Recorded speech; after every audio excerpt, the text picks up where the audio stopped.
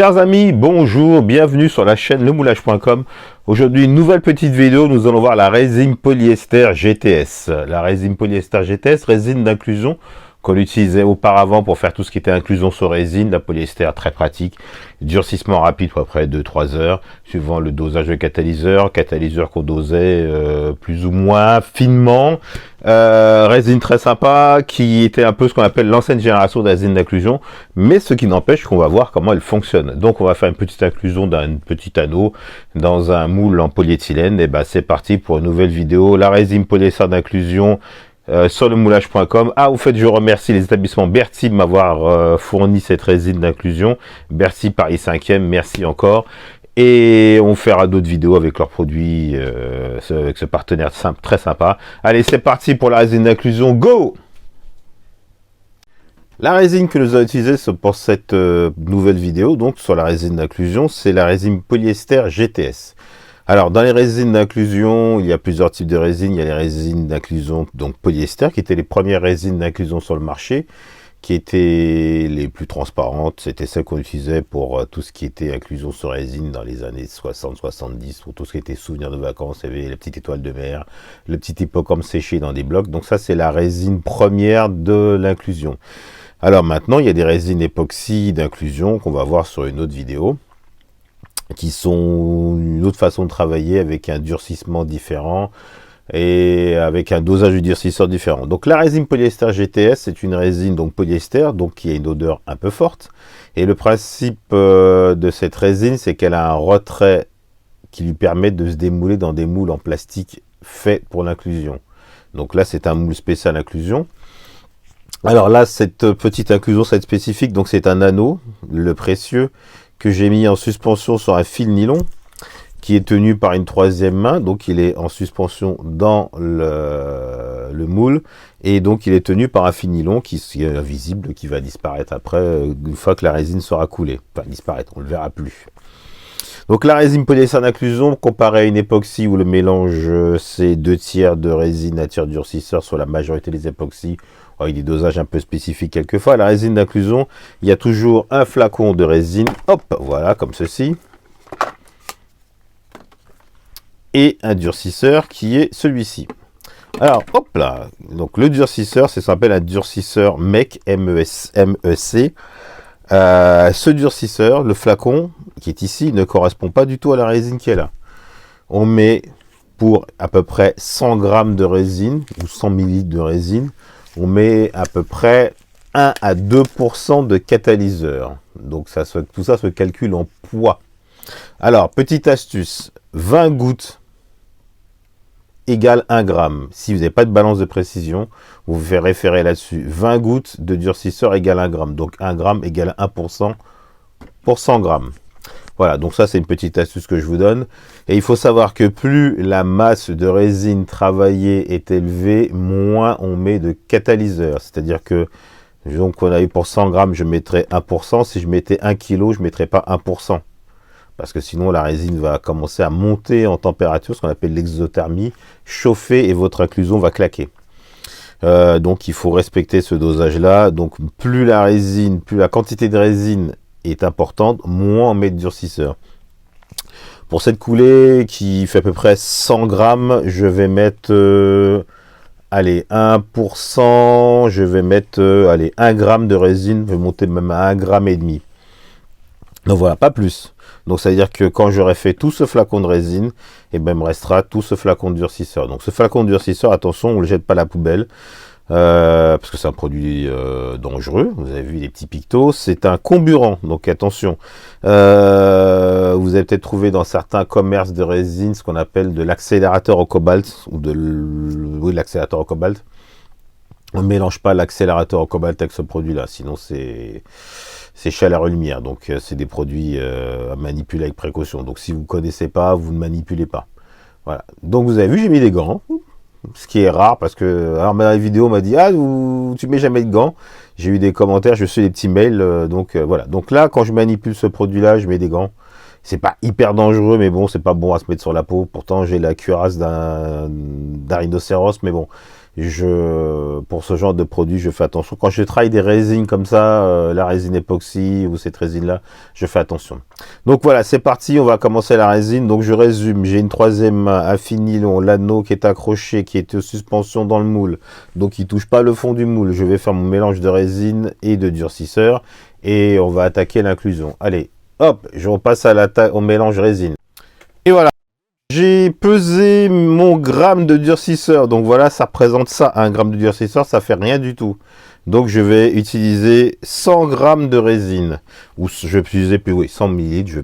Comme je vais, j'ai déjà pesé. Je sais que mon moule prend 100 grammes de résine. Hop, je vais ouvrir mon pot de résine qui ne veut pas s'ouvrir. C'est les inconvénients du direct, voilà. Hop, voilà. Et donc, je coule ma résine. Donc, vous avez vu, vous allez voir, cette résine est un peu sirupeuse. Alors, la densité de la résine, c'est 1,1.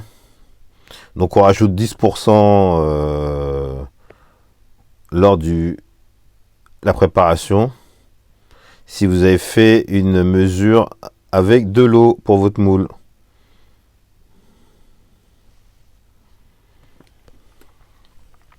Voilà, donc là, ma résine est prête. Je vais commencer mon mélange. Donc, j'ai bien dit tout à l'heure, attention, on ne met pas trop de durcisseur pour pas avoir de mauvaises surprises, parce que sinon la résine, comme je vous dis, elle monte en exothermie, elle chauffe, elle claque. Donc, je rajoute le durcisseur. Alors, j'ai une petite technique pour le durcisseur. J'en mets déjà une partie, comme ceci. Je mélange. Vous avez vu, c'est un peu sirupeux. Hein.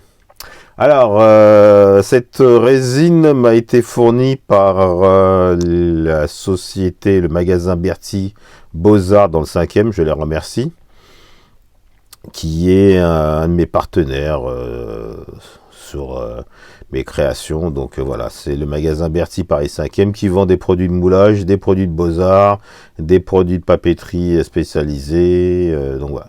Donc je les remercie encore. C'est pas du placement, mais voilà, ils m'ont fourni la résine. Ils ont été sympathiques. Voilà, hop, je finis ma dernière quantité de durcisseur. Et je mélange tout doucement, je brasse ma résine. Donc vous voyez, je monte, hop, mais je fais pas de gros mouvements pour mélanger.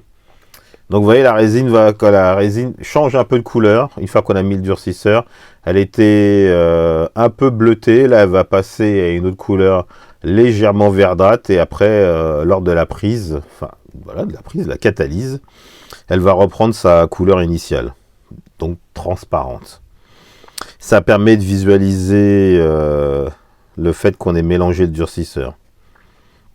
Donc je fais attention de ne pas faire des trop gros mouvements pour faire rentrer de l'air. Vous remarquerez que j'ai pris un bâtonnet plat. Voilà. Je prends souvent des bâtonnets comme ça. J'achète des bâtonnets dans ce type-là dans un magasin de loisirs créatifs quand j'ai des petits mélanges comme ça. Ou alors quelquefois j'achète carrément des abaisse-langues en pharmacie. Alors on trouve de moins en moins d'abaisse-langues hélas en pharmacie. Mais si vous trouvez un pharmacien, vous lui demandez une boîte d'abaisse-langues, ça coûte rien du tout. Et c'est super pratique quand on fait des mélanges de résine. Donc là vous voyez, ma résine elle commence à devenir un peu verdâtre, elle a donc changé de couleur, enfin jaunâtre. Alors, verdâtre, je pousse un peu jaunâtre. Autre précision, vous voyez, je travaille sur un tapis. C'est un tapis en silicone, c'est ce qu'on utilise en pâtisserie. Et ça, c'est très pratique parce que quand on fait de la résine sur un support autre et qu'on fait une tâche où la résine coule, par exemple, bah, si j'utilise pas un tapis en silicone, bah, la résine elle va coller. Tandis que là, sur le silicone, ça colle pas. Donc ça me permet de récupérer mon tapis et de l'utiliser à chaque fois que je fais de la résine. Vous allez voir, quand je vais faire de la résine époxy, je vais utiliser le même tapis. Donc je revérifie que mon anneau est toujours bien en suspension, accroché à sa troisième main. Voilà, hop. Et là, je crois que ça devrait être bon, je vais pouvoir couler.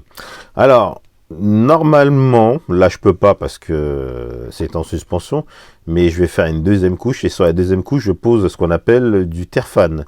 Le terfane, c'est un film plastique qui vient... protéger la résine en surface de l'air pour qu'elle soit bien lisse. Je coule ma résine. Alors, je coule la résine en petits filets. Toujours quand je coule une résine, tout petit filet. Ça permet de casser les bulles.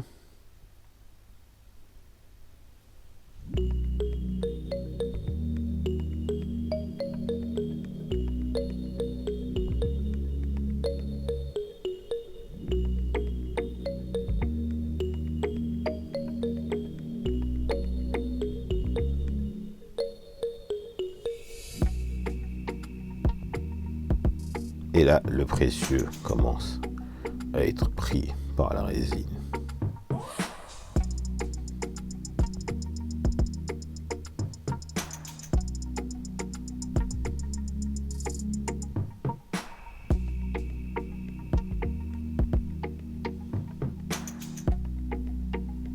Alors, je vais monter un peu en hauteur, voilà.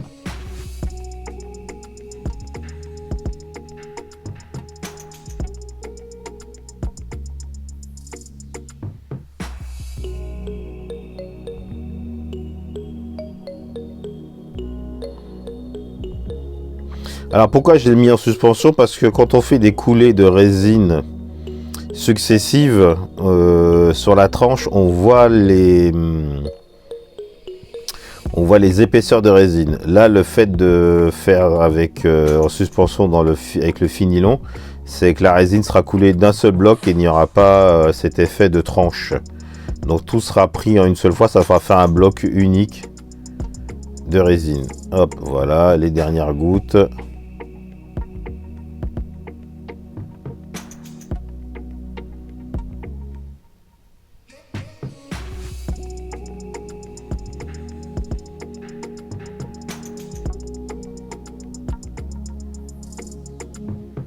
Alors, résine polyester d'inclusion ou résine polyester de stratification. Caractéristique surtout mécanique, c'est que cette résine a un taux de retrait, on va dire, plus important que l'époxy. Une époxy, le taux de retrait est très très faible. Sur une résine polyester, quand on a des grandes longueurs, le taux de retrait est d'à peu près 7%. Donc ça veut dire que sur une pièce d'1 mètre, vous imaginez, ça fait quand même un peu de surface. Donc sur les inclusions, c'est très pratique parce que normalement, si tout va bien, quand la résine sera prise, et ben ce sera rétracté entièrement et on va se démouler tout seul du moule. Ah, je fais jusqu'à la dernière goutte, hein, j'en perds pas une seule, voilà, hop. Alors, quand il y a des petites bulles qui se forment, c'est très simple, un petit coup de sèche-cheveux et les bulles remontent. Le fait de mettre un air un peu plus chaud à la surface, ça permet aux bulles de remonter, donc fluidifier la résine. Donc je vais peut-être mettre un petit coup de décapeur, hop, mais j'attends que ça coule, voilà, hop, et je vais chasser les petites bulles en surface, en branchant. Si je voilà, je vais brancher mon décapeur. Alors j'utilise un décapeur parce que c'est plus pratique qu'un sèche-cheveux. Enfin surtout quand on a un usage de résine et autres. Pas trop chaud. Je le passe légèrement en surface comme ceci. Et ça va m'éclater les petites bulles qui viendraient se loger tout doucement. Ça c'est une petite astuce que je vous donne, hein. Alors comme à chaque fois je le dis, quand on fait de la résine, ben, on fume pas, on mange pas à côté. Voilà, c'est des produits quand même qui sont pas anodins chimiquement. Donc voilà, une petite bulle qui veut pas remonter, voilà. Et maintenant, on va laisser prendre, je regarde, on est à quel niveau de la surface, c'est nickel. Je vais laisser la résine prendre et puis on se revoit quand la résine aura prise dans quelques heures. La résine est prise, donc maintenant cette phase d'inclusion est terminée. Donc là, je vais finaliser la pièce. Finaliser la pièce, je vais déjà démouler la pièce. Et une fois démoulée, je mettrai un petit fond en feutrine pour faire un presse-papier. Donc voilà, j'attaque le démoulage. Donc résine d'inclusion, résine polyester, moule moule polyéthylène, moule, hop. Mon Dieu, tu es une brute. Je démoule et alors comme j'avais expliqué précédemment, la résine a un retrait de 7% au mètre linéaire. Donc de ce fait, elle devrait se démouler toute seule. Magique. Donc voilà, la pièce est finie, c'est démoulé. Voilà, je vais faire un fond en feutrine et pour poser comme ça raillera pas les tables, je mets pas les tables et puis ça va mettre un peu plus en valeur la pièce. Je vais faire un fond en feutrine et puis je vous montre le résultat final. C'est parti. Et bien voilà, maintenant j'ai terminé la phase finition de cette pièce. Donc j'ai mis un petit fond en feutrine parce que ça va servir de presse-papier. Donc voilà, cette résine d'inclusion, donc résine transparente. Donc voilà, le petit anneau en suspension dans la résine. Donc comme je vous avais expliqué, j'ai mis en suspension dans la résine pour pouvoir pas avoir de séparation. Car la résine d'inclusion, si on la coule en plusieurs couches, vous allez voir les strates de résine qui vont se former. Donc voilà, j'ai fait avec le technique du fil, ça permet d'avoir une pièce qui est incluse dans la résine d'un seul coup sans qu'on voit les traces de coulée. Donc ça c'était sur la résine d'inclusion polyester, donc la GTS de Soloplast. Et ben la prochaine vidéo que nous allons faire sur les inclusions, ça sera avec la résine époxy. Donc on va faire des inclusions en résine époxy, ça sera peut-être la résine de Cléopâtre. Normalement je devrais recevoir les pièces pour faire la coulée. Donc voilà, donc ça sera de la résine résine époxy, donc Soloplast. Donc je rappelle, résine d'inclusion polyester avec durcisseur diméthylcétone, le MEC. Donc on a mis 100 g de résine, utilisé 100 g de résine, et sur ces 100 g de résine, j'ai mis 1% de catalyseur, ce qui correspond à, pour 100 g, 1 g. Donc vous avez vu, très fin dosage, il me reste encore à peu près 400 g, vous voyez, 400 g de résine, j'ai tout ça de durcisseur. Donc bien faire attention, comme je le rappelle encore, on fait attention au dosage, on met des gants, vous avez vu, c'est quand même un peu plus dangereux qu'un durcisseur. On s'en met pas dans les yeux, on fait attention aussi. Donc voilà, c'était une nouvelle vidéo sur la chaîne lemoulage.com. Si vous voulez des informations, n'hésitez pas à aller sur le site lemoulage.com. Si vous voulez m'envoyer des questions, vous aurez envoyé vos questions à l'adresse internet suivante, claude@lemoulage.com. Et écoutez, à bientôt pour une nouvelle vidéo, et puis au revoir. Salut à tous.